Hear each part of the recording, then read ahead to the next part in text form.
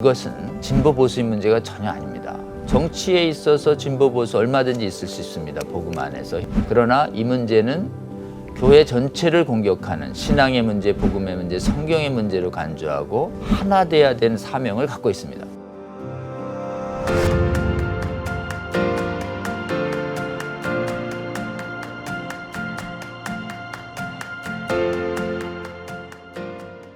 유감스럽게도 이 차별금지법이 제정된 국가들은 이 교단이 이 동성애 차별금지법을 놓고 찬반으로 분열됐습니다.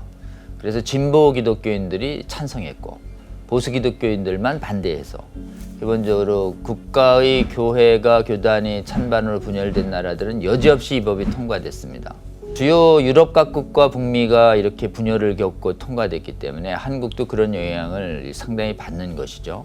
여러분 잘 생각해 보시면 이것은 진보 보수의 문제가 전혀 아닙니다. 신구약의 동성애를 금하는 하나님 말씀 분명히 계시고 동성애자는 사랑하지만 더 이상 동성애는 하지 말라라고 하는 우리 주님의 뜻이 명백하죠. 그렇기 때문에 이 문제를 한국교회 모든 성도들은 정치에 있어서 진보 보수 얼마든지 있을 수 있습니다. 복음 안에서 현 정부를 지지할 수도 있고 반대할 수도 있습니다. 그러나 이 문제는 교회 전체를 공격하는 신앙의 문제, 복음의 문제, 성경의 문제로 간주하고 복음 안에서 자신의 정치적 소신이나 지역을 떠나서 하나 돼야 되는 사명을 갖고 있습니다.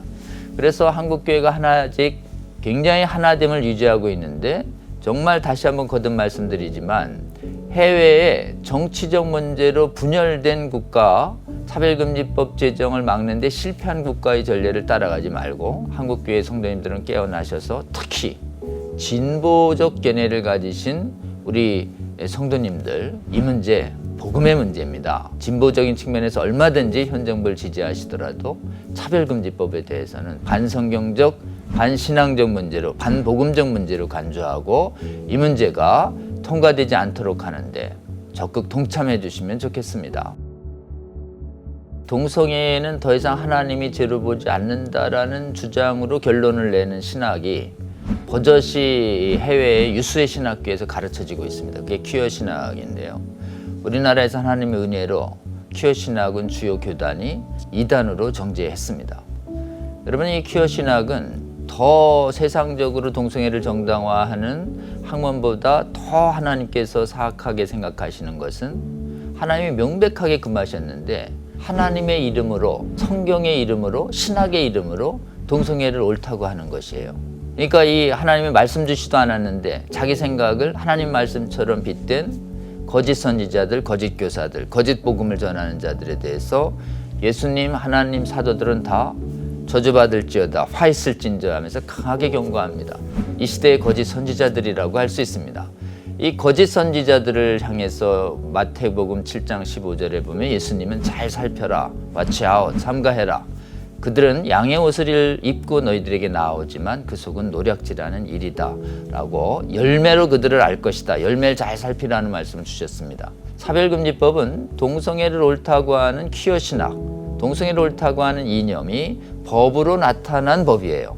옷은 복음의 옷을 입었어요. 차별하지 말라는 인권과 법의 옷을 입었습니다. 근데 그 속은 반대자의 자유를 철저히 뺏고 반대자의 인권을 탄압하고 반대자의 신앙의 자유를 뺏는 법이고 더 본질적으로는 동성애에 대해서 경계감을 옳게 함으로써 동성애가 괜찮은 줄 알고 하면서 거짓말을 고지 듣게 하고 하나님의 백성들의 영생을 뺏는 법입니다.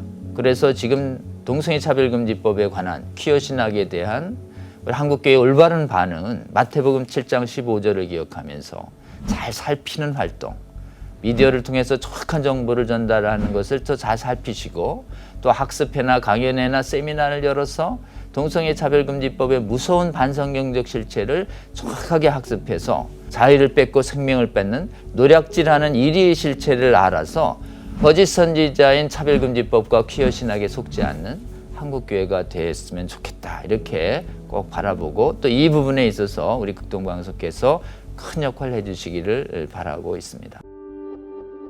이 법은 교회의 성도들만의 힘으로 막기는 어렵습니다. 사도 바울이 로마서 2장에 율법 없는 이방인들도 하나님의 말씀을 부분적으로 알 수 있도록 그들의 이성과 본성과 양심에 하나님의 말씀을 새겨놓았다고 하십니다.